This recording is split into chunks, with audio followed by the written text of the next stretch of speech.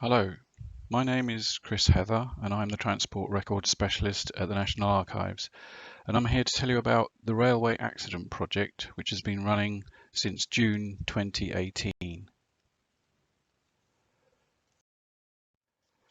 But first, I want to take you back to July 2019 when this headline from the BBC News website showed that Gareth Delbridge and Michael Lewis, two railway workers, were tragically killed after being hit by a train in July of that year. The tragedy happened just 3 months after the Rail Accident Investigation Branch warned that there were too many near misses in which railway workers had to jump for their lives. Further down in the report, it states that in 2018 there was 1 death on the mainline railway and 6,500 injuries, of which 164 were major. So that's 1 employee killed in 2018 and 2 in 2019. Just hold on to that thought. Between 1825, when passenger railways began, and 1923, almost 1,000 separate railway companies were formed throughout Britain. They did not exist all at the same time. Some companies were taken over by larger companies, and other ones failed, but each one kept its own staff records, and those that survive vary a great deal in what they contain. Indeed, many do not survive at all. Between 1923 and 1947, most of the existing railway companies were combined into just 4 companies, known as the Big Four: the Great Western, the London Midland Scottish, the London and North Eastern, and the Southern Railway. And these companies inherited the records created by their predecessors, records which included lists of accidents. The accidents ranged from bruised fingers to losses of limb, from grit in the eye to serious injury or death.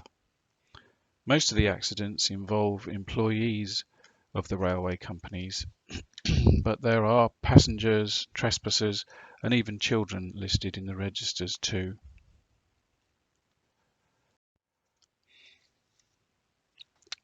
These images are from a booklet on the prevention of accidents, which was issued to railway workers, and it says in the introduction, you can see on the right hand side, in the 1930s between 200 and 300 employees were killed every year. Now, they may have been playing this down a bit because 10 years earlier a similar source in the 1920s states that there were 470 deaths per year. You can find that in Rail 1053 115 if you want to look it up. In the 1870s, going back even further, there was an average of 750 workers killed each year. That's 2 people killed every day, more or less, and more than 10,000 injured. So the railways were a very dangerous occupation. When there was an accident, an inspecting officer from the Board of Trade Railway Department, who was usually a retired Royal Engineer, would be sent out to investigate and write a report with recommendations. We have copies of their official accident reports here in a series called Rail 1053. They're very detailed, but there were only 3 or 4 inspecting officers available to cover the whole country, and therefore their reports probably only represent less than 5% of the number of accidents which had occurred. This is what the reports look like from Rail 1053. There are 378 volumes like this covering the period from 1840 to 1975. Over 7,000 major accidents are catalogued in our catalogue, Discovery, in Rail 1053, by location and by date, not always by the name of the person. However, that is a tiny fraction, and the majority of minor accidents are not catalogued So if you're looking for a minor accident, you need to order the document up by date and go through it. Within the volumes, they are arranged by year, by quarter, and then by railway company.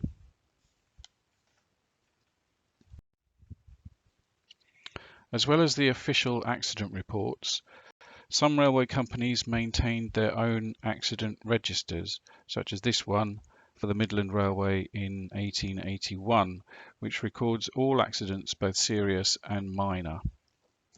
These are the documents we've been cataloguing since 2018. Up to 17 volunteers have been studying 56 different volumes from 15 different railway companies and entering the details of each accident into spreadsheets.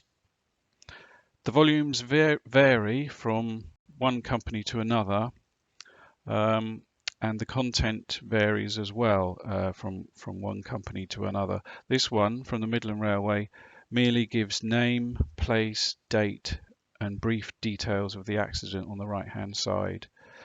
As mentioned before, the accidents include everything from bruised fingers to death and can relate to passengers, contractors, trespassers walking along the line or trying to cross it, suicide victims, children playing near the line, as well as railway employees. This one, from the Barry Railway in Wales, gives a lot more detail on each accident, with background information and details of what happened next, in a more narrative form. This particular example concerns Mr. Long, who lived at Glyn Cottage in Bridgend, a 73-year-old man who fell onto the platform as he tried to leave a moving train. Apparently, he'd been chatting to a fellow passenger and did not think the train would leave the station so soon. Most of the registers are a combination of narrative and data, like this one from the Rumney Railway, which gives you 20 columns of data on each accident right across 2 pages. Our volunteers copy the information into spreadsheets, the biggest one so far being 4,500 accidents in one volume. These are then converted into edit sets and fed into Discovery, our catalogue. We try to capture all the available information given in the documents. The spreadsheets we are using have 35 columns, but not all of these are used for Discovery, and I'll explain what we do with the remaining information in a few moments.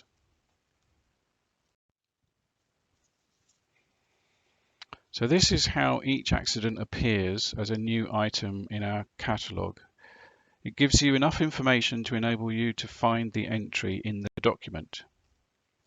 Each entry provides a snapshot of an incident in someone's life, a key to unlocking further information on either the person concerned, the locality, on the jobs which were undertaken, as well as the accident itself.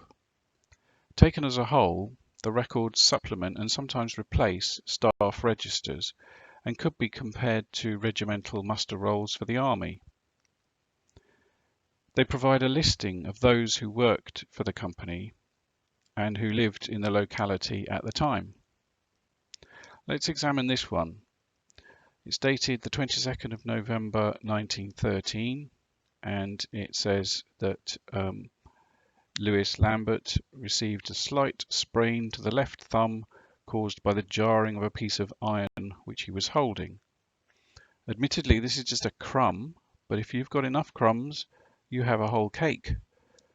And we know that he was 16 because 2 years earlier, if we go to the census for 1911, we find him listed as a 14-year-old office boy employed by the Barry Railway Company.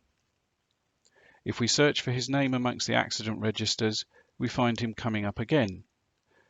On the 4th of June 1914, he received a slight wound on the left cheek near his eye, caused by a small piece of steel glancing from a hook which another man was using on the forge next to the one Lambert was using.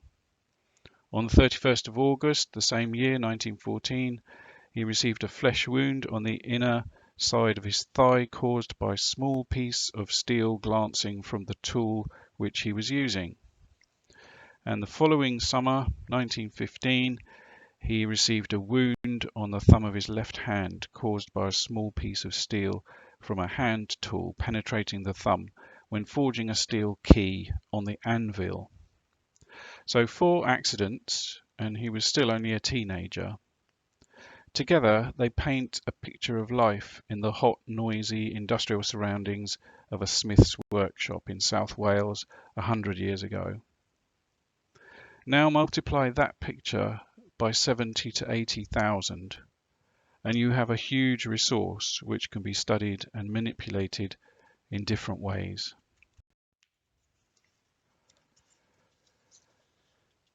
This image shows an accident which happened near Smithy Bridge Station, Rochdale, Greater Manchester, on the 18th of March 1915, in which 4 people were killed and 12 injured when an express train smashed into a stationary train.